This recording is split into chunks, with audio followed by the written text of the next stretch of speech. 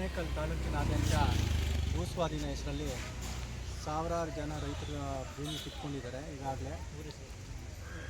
Anekal entire Anekal taluk ಭೂಸ್ವಾಧೀನ ಹೆಸರಲ್ಲಿ ಸಾವಿರಾರು ಎಕರೆ ಕಿತ್ಕೊಂಡಿದ್ದಾರೆ. ಏನಾಗ್ತಿದೆ ಇತ್ತೀಚಿನ ದಿನಗಳಲ್ಲಿ ರೈತ ಬದುಕಬೇಕೋ ಇಲ್ಲ ಸಾಯಬೇಕೋ ಅಂಥ ವಾತಾವರಣ ನಿರ್ಮಾಣ ಮಾಡಿದ್ದಾರೆ. ಇವತ್ತು ರೈತ ಬೆಳೆದು ಕೊಟ್ರೇ ಹಾಲು, ಹಣ್ಣು, ತರಕಾರಿ, ಊಟ ರೈತನೇ ಇದ್ದಿದ್ದಂಗೆ ಮಾಡಿ ಇವರು ದುಡ್ಡು ತೊಗೊಂಡು ದುಡ್ಡನ್ನ ತಿಂತಾರೆ. ರಿಯಲ್ ಎಸ್ಟೇಟ್ ದಂಧೆ, ಲ್ಯಾಂಡ್ ಬ್ಯಾಂಕ್ ಮಾಡ್ತಿದ್ದಾರೆ. ಇವತ್ತು 100 ಎಕರೆ ನನ್ನ ಹೆಸರಲ್ಲಿದೆ, 200 ಎಕರೆ ನನ್ನ ಹೆಸರಲ್ಲಿದೆ ಅಂತ ರಾಜಕಾರಣಿ ಇವತ್ತು ಮಾಡ್ಕೊಂಡು ತಿನ್ನೋಕ್ಕೆ ಹೊಟ್ಟೆ ತಿನ್ನೋ ಊಟ ಇಲ್ದೇ ಮಾಡ್ಕೊಂಡಿದ್ದಾರೆ. ಇವ್ರಿಗೆ ದುಡ್ಡು ಬೇಕು. ಸೊ ನಮ್ಮ ರೈತರು ಸಾವಯವ ಕೃಷಿ ಮಾಡಿ ನಾನು ಚೆನ್ನಾಗಿ ಎಲ್ಲರಿಗೂ ಅನ್ನ ನೀಡಬೇಕು ಅಂತ, ತರಕಾರಿ ಬೆಳಿಬೇಕು ಅಂತ ಯೋಚನೆ ಮಾಡ್ತಿದ್ರೆ ನಮ್ಮ ಆನೇಕಲ್ ತಾಲೂಕಲ್ಲಿ ರಾಜಕಾರಣಿಗಳು ನಾನು ಎಷ್ಟು ದುಡ್ಡು ಮಾಡಬೇಕು, ನಾನು ಎಷ್ಟು ಜಮೀನು ಮಾಡಬೇಕು ಅಂತ ಯೋಚನೆ ಮಾಡಿದ್ದಾರೆ. ಆದರೆ ಎಲೆಕ್ಷನ್ ಚುನಾವಣೆ ಬಂದಾಗ ರೈತ ವೋಟ್ ಮಾತ್ರ ಬೇಕು, ಇವ್ರದ್ದು ಸಮಸ್ಯೆ ಮಾತ್ರ ಕೇಳೋರಿಲ್ಲ. ನಮ್ಮ ಎಂಟೈರ್ ಆನೇಕಲ್ ತಾಲೂಕಲ್ಲಿ ಇವತ್ತು ಬಗರುಕುಂ ರೈತರು 3000 ಜನ ಇದ್ದಾರೆ. 3000 ಜನಕ್ಕೂ ಹಕ್ಕುಪತ್ರ ಕೊಟ್ಟಿಲ್ಲ. 3000 ಎಕರೆ ಜಮೀನಿದ್ದು ಆ ಜಮೀನುಗಳಲ್ಲಿ ಇವರು ಏನೋ ಬೇನಾಮಿ ಆಸ್ತಿ ಮಾಡ್ಕೊಳ್ಳೋದು, ಅಂಥ ರೈತರನ್ನ ಒಕ್ಕಲೆಬ್ಬಿಸಿ ಆ ಜಮೀನ ಕಿತ್ಕೊಳ್ಳೋಕ್ಕೆ ಪ್ಲ್ಯಾನ್ ಮಾಡಿದ್ದಾರೆ. 100 ಎಕರೆ ಪ್ಲ್ಯಾನ್ ಮಾಡಿದ್ದಾರೆ, 1000 ಎಕರೆ ಕೊಳ್ಳೆ ಹೊಡಿತಿದ್ದಾರೆ. ಈ ಥರ ಆಗಿ ನಮ್ಮ ಮುಂದಿನ ಹೋರಾಟ ನಿಲ್ಲಲ್ಲ. ರೈತರಿಗಾಗಿ ನಾವು ಹೋರಾಟ ಮಾಡ್ತೀವಿ. ಮತ್ತು ಬಗರುಕುಂ ರೈತರಿಗೆ ಹಕ್ಕುಪತ್ರ ಕೊಡೋದಕ್ಕೆ 18 ಕಿಲೋಮೀಟ್ರು, ಆದರೆ ತಹಸೀಲ್ದಾರ್ 30 ಕಿಲೋಮೀಟ್ರ್ ಇದೆ ಅಂತ ಬರ್ದು ಅದನ್ನು ಮುಗಿಸ್ಬೋಗಿದ್ದಾರೆ ದಿನೇಶ್ ಅವರು. ಇವರು ಸಲ್ದಿದ್ದ ಕಾನೂನೆಲ್ಲ ಹೊರೆ ಹಾಕ್ಬಿಟ್ಟು ನಮ್ಗೆ ಹಕ್ಕುಪತ್ರ ಕೊಡೋಕ್ಕೆ ಆಗಲ್ಲ, ಆ ರೂಲ್ಸ್ ಇದೆ, ಈ ರೂಲ್ಸ್ ಇದೆ, ಆ ಕಾನೂನು ಈ ಕಾನೂನು ಅಂತೇಳಿ ಅವ್ರ ಜಮೀನು ಕಿತ್ಕೊಳ್ತಾರೆ. ಅವ್ರ ಜಮೀನು ಕಿತ್ಕೊಂಡು ಆ ಜಾಗದಲ್ಲಿ ಬೇರೆಯವ್ರನ್ನ ಕೂರಿಸಿ ಇವ್ರು ದುಡ್ಡು ಮಾಡ್ತಿದ್ದಾರೆ, ಲ್ಯಾಂಡ್ ಬ್ಯಾಂಕ್ ಮಾಡ್ತಿದ್ದಾರೆ, ಲ್ಯಾಂಡ್ ಮಾಫಿಯಾ ಆಗೋದಿದೆ. ಮತ್ತು ನಾವು ರೈತರಿಗೆ ಯಾವತ್ತೂ ಬೆಂಬಲ, ನಮ್ಮ ಕರ್ನಾಟಕ ರಾಷ್ಟ್ರ ಸಮಿತಿ ಪಕ್ಷದಿಂದ ನಾವು ಹೋರಾಟ ಮಾಡ್ತೀವಿ. ಬಗರುಕುಂ ರೈತರನ್ನ ಯಾವುದೇ ಕಾರಣಕ್ಕೂ ಒಕ್ಕಲೆಬ್ಬಿಸಬಾರ್ದು. ಆ ಪ್ರಾಜೆಕ್ಟು ಈ ಪ್ರಾಜೆಕ್ಟ್ ಅಂತ ಮಾಡ್ತಾರೆ, ರೈತರಿಗಾಗಿ ಯಾವ ಪ್ರಾಜೆಕ್ಟು ಮಾಡ್ತಿಲ್ಲ ಸರ್ಕಾರ ಹೇಳಿ. ನಮಸ್ತೆ ಬಂಧುಗಳೇ.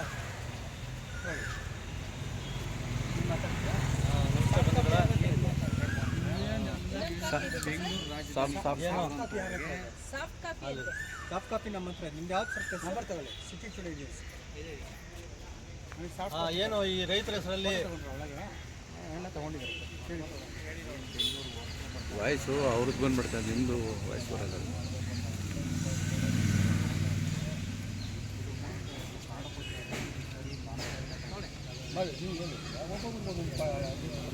ಕೊಟ್ಟಿದೆ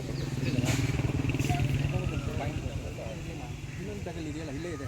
ಇನ್ನೊಂದು ಸೆಟ್ ಕೊಡ್ತೀವಿ. ಬೇಡ ಅವ್ರಿಗೆ ಇದು ವಾಟ್ಸಪ್ ಅಂತ ಕಳಿಸ್ಬಿಡಿ, PDF ಮಾಡಿ ಕಳಿಸಿ.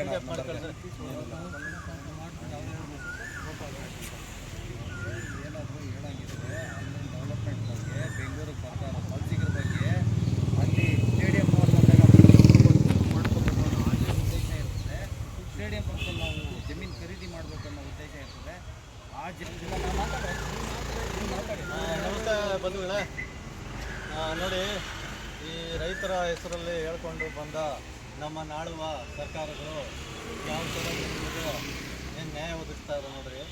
ಎಲ್ಲಿ ನೋಡಿದ್ರೂ ಇವ್ರದ್ದು ಭೂಮಾಫಿಯಾಗಳು, ಲ್ಯಾಂಡ್ ಅಕ್ವಿಜೇಷನ್ನು. ಒಂದು ಕಡೆ ಬಿಡದಿ ಬೈರಸಂದ್ರ ಅಲ್ಲಿ ಹೋರಾಟ ನಡೀತಾ ಐತೆ, ಇಲ್ಲಿ ಮುಲ್ತಾನಲ್ಲೂರು ಇಲ್ಲಿ ನಡೀತಾ ಐತೆ, ಒಂದು ಕಡೆ ಧ್ವಂಸಂದ್ರಲ್ಲಿ ಹೋರಾಟ ನಡೀತಾ. ಇವರು ಫಸ್ಟ್ ಆಫ್ ಆಲ್ ಏನಕ್ಕೆ ಸರ್ಕಾರ ಬಂದಿರೋದು? ರೈತರ ಭೂಮಿ ಕಿತ್ಕೊಡೋಕೆ, ಅಥವಾ ನಗರೀಕರಣ ಮಾಡೋಕ್ಕೆ, ಅಥವಾ ಜನಗಳಿಗೆ ಏನು ಸಾಮಾನ್ಯರಿಗೆ ಒಂದು ಮೂಲಭೂತ ಸೌಕರ್ಯ ನ್ಯಾಯ ಕೊಡೋದಕ್ಕೆ? ಅದು ಬಿಟ್ಬಿಟ್ಟು ಇವರೆಲ್ಲ ಮಾಡ್ತಾವ್ರೆ. ಇದು ಫಸ್ಟು ನಿಲ್ಲಬೇಕು. ಇದರಿಂದ ಯಾರಿಗೂ ಒಳ್ಳೆಯದಲ್ಲ. ರೈತರಿಗಾಗಲಿ ಇವ್ರಿಗಾಗಲಿ, ಒಂದು ಕಾಡು ಪ್ರಾಣಿಗಳಿಗಾಗಿ ಇವರು ಒಂದು ಮಾಡ್ತಾರೋ ಕೆಲಸ ಒಂದು ಮರಣ ಶಾಸನ ಥರ ಮಾಡ್ತಾವ್ರೆ. ಎಲ್ಲೂ ಒಂದಿಷ್ಟು ಪ್ರಕೃತಿಗೆ ಅದ್ರ ಪಾಡಿಗೆ ಅದು ಬಿಡೋಕ್ಕೆ ಇವ್ರಿಗೆ ಬಿಡ್ತಾ ಇಲ್ಲ. ಎಲ್ಲಿ ನೋಡಿದ್ರೂ ದಬ್ಬಾಳಿಕೆ ನಡೀತಾ ಐತೆ ಪ್ರಕೃತಿ ಮೇಲೆ. ಇದೆಲ್ಲ ನಿಲ್ಲಬೇಕು ಅಂಥೇಳಿ ನಾವು ಕರ್ನಾಟಕ ರಾಷ್ಟ್ರ ಸಮಿತಿಯಿಂದ ಹೇಳ್ತೀವಿ. ಏನು ಮಾಡಬೇಕು ಅಂತ ಹೊರಟಿದೆ ಈ ಕರ್ನಾಟಕ ರಾಜ್ಯ ಸರ್ಕಾರ. ಏನು ರೈತರು ಇದು ಏನು ಸ್ಟೇಡಿಯಂ ಮಾಡಬೇಕು ಅಂತ ಹೊರಟಿದ್ದಾರೆ. ಕಾಡು ಪಕ್ಕದಲ್ಲಿ, ಅದು ಬನ್ನರ್ಘಟ್ಟ ನ್ಯಾಷನಲ್ ಪಾರ್ಕ್ ಪಕ್ಕದಲ್ಲೇ ಇದನ್ನು ಯಾಕೆ ಸ್ಟೇಡಿಯಮಲ್ಲಿ ಮಾಡ್ತಾರೆ ಅನ್ನೋ ಉದ್ದೇಶ ಏನಂತಂದರೆ ಆ ಸ್ಟೇಡಿಯಂ ಮಾಡಿದ್ರೆ ಅಲ್ಲಿರೋ ಸೈಟ್ಗಳು ನಿವೇಶನಗಳು ಹಂಚಿಕೆ ಮಾಡ್ಬೋದು. ಎರಡನೇ ಉದ್ದೇಶ ಅಲ್ಲಿರೋ ಏನು ಬೆಂಗಳೂರಿಗೆ ಬರ್ತಾ ಇದ್ದಾರೆ, ವಲಸೆ ಬರ್ತಾ ಇದ್ದಾರೆ. ಬೆಂಗಳೂರು ಚೆನ್ನಾಗಿದೆ ನಗರಿ, ಬೆಂಗಳೂರು ನಗರಿ ಒಳ್ಳೆ ಉದ್ಯಾನವನ ನಗರಿ. ಈ ಜಾಗದಲ್ಲಿ ನಾವು ಸ್ವಂತ ಸೈಟ್ಗಳು ಮಾಡಬೇಕು, ಸ್ವಂತ ನಾವು ಒಳ್ಳೆ ವಾತಾವರಣದಲ್ಲಿ ಇರಬೇಕು ಅನ್ನೋ ಉದ್ದೇಶಕ್ಕೋಸ್ಕರ ಇವರು ಈ ಸೈಟ್ಗಳನ್ನ ಹಂಚಿಕೆ ಮಾಡಿದ್ರೆ ಅದು ಹೇಳ್ಬೇಕಂದ್ರೆ ಕ್ರಿಕೆಟ್ ಸ್ಟೇಡಿಯಂ ಪಕ್ಕದಲ್ಲಿ ನಾವು ಸ್ವಂತ ಸೂರು ಮಾಡಿದ್ರೆ ನಮ್ಗೆ ತುಂಬ ಬೆನಿಫಿಟ್ ಸಿಗುತ್ತೆ. ನಾಳೆ ದಿನ ಕ್ರಿಕೆಟ್ ಪಕ್ಕದಲ್ಲಿದ್ದೀವಿ, ಹೇಳ್ಕೊಳಕ್ಕೆ ಚೆನ್ನಾಗಿರುತ್ತೆ. ಎಲ್ಲ ಮಾಡ್ತಾ ಇರೋದು ರೈತರ ಭೂಮಿಯಲ್ಲಿ. ಈ ರೈತರ ಭೂಮಿನ ಅವರು ಅನುಮತಿ ತಗೊಂಡು ಮಾಡಿ ಏನಾದರೂ ಮಾಡಿದ್ರೆ ಚೆನ್ನಾಗಿರ್ತದೆ. ಎರಡನೇ ವಿಚಾರ ಏನಂದರೆ ಫಲವತ್ತಾದ ಭೂಮಿಗಳು ರೈತರು ರಾಗಿ ಕಣಜ ಅಂತ ಏನು ಪ್ರಸಿದ್ಧಿ ಆಗಿರೋಂಥ ವಿಚಾರದಲ್ಲಿ ಇದ್ದೀವಿ. ಆ ರಾಗಿ ಕಣಜ ಇಲ್ದಿರಂಗೆ ಮಾಡಿದ್ದಾರೆ. ಅದು ಕಾಡುಗೊಂದ್ಕೊಂಡಿರೋಂಥ ಜಾಗ. ಅದು ಆ ಕಾಡುಗೊಂದ್ಕೊಂಡಿರೋಂಥ ಜಾಗದಲ್ಲಿ ಈ ಥರ ಮಾಡೋಕ್ಕೆ ಹೊರಟಿರೋಂಥವ್ರು ನೀವು ನಿಜವಾಗ್ಲೂ ಬಡವ್ರಿಗೆ ಒಳ್ಳೆ ಕೆಲಸ ಮಾಡ್ತಾಯಿದ್ದೀರಾ? ಮಾಡ್ತಾ ಇಲ್ಲ. ಯಾಕೆಂದರೆ ಆನೆಗಳು ಬರ್ತವೆ, ಹುಲಿಗಳು ಬರ್ತವೆ, ಚಿರತೆಗಳು ಬರ್ತವೆ. ನಮ್ಮ ಸುತ್ತಮುತ್ತ ಹಳ್ಳಿಗಳಿರೋಂಥ ಗ್ರಾಮಗಳಲ್ಲಿ ಪ್ರತಿಯೊಂದು ಪ್ರಾಣಿಗಳು ಬರ್ತಾ ಇದ್ದಾವೆ. ಅದನ್ನೆಲ್ಲ ಗಮನಿಸ್ಕೊಂಡು ನೀವು ಯಾವ ರೀತಿ ಸ್ಟೇಡಿಯಂ ಮಾಡ್ತಾ ಇದ್ದೀರೋ ಅಂತ ನಮಗಂತೂ ಗೊತ್ತಾಗ್ತಾ ಇಲ್ಲ. ನಿಮ್ಮದೇ ನೀವು ಏನು ರಾಜಕಾರಣಿಗಳಿದ್ದೀರಿ, ನೀವು ಒಂದೊಂದು ಮನೆ ಕಟ್ಕೊಡ್ರಿ ಅಲ್ಲಿ, ಆವಾಗ ಗೊತ್ತಾಗುತ್ತೆ ಏನು ಅಂತ. ಯಾಕೆಂದರೆ ನೀವೆಲ್ಲ ಸಿಟಿಗಳಲ್ಲಿದ್ದೀರಾ. ಯಾರೋ ಬರ್ತಾರೆ, ಇನ್ಯಾರೋ ಮನೆಗಳು ಕಟ್ಕೊಳ್ತಾರೆ, ಇನ್ಯಾರೋ ಸ್ಟೇಡಿಯಂ ಮಾಡ್ತಾರೆ. ಅಲ್ಲಿ ಸಾವು ನೋವುಗಳಿಗೆಲ್ಲ ಹೊಣೆಯಾಗೋರೆ ನೀವು. ನಾಳೆ ದಿನ ಕೆಟ್ಟ ಹೆಸರು ತಗೊಳ್ಳೋದಕ್ಕಿಂತ ಮುಂಚೆ 10 ಬಾರಿ ಯೋಚನೆ ಮಾಡಿರಿ. ಇದು ಸ್ಟೇಡಿಯಂಗೆ ಯೋಗ್ಯವಾಗಿದೆಯಾ, ವಿಚಾರ ಚೆನ್ನಾಗಿದೆಯಾ ಇಲ್ವಾ ಅಂತ. ಬೇರೆ ಜಾಗದಲ್ಲಿ ಮಾಡಿ, ಒಳ್ಳೆ ಬೇರೆ ಬೇರೆ ಜಿಲ್ಲೆಗಳಲ್ಲಿ ಒಂದು ಲಾಭ ಬೆಳವಣಿಗೆ ಹೊಂದದಿರೋ ಇರೋ ಜಿಲ್ಲೆಗಳು ಮಾಡಿ, ನಿಮ್ಗೆ ಅನುಕೂಲ ಆಗುತ್ತೆ. ಅದು ಬೆಂಗಳೂರು ಭಾಗದಲ್ಲೇ ಯಾಕೆ ಮಾಡ್ತೀರಾ?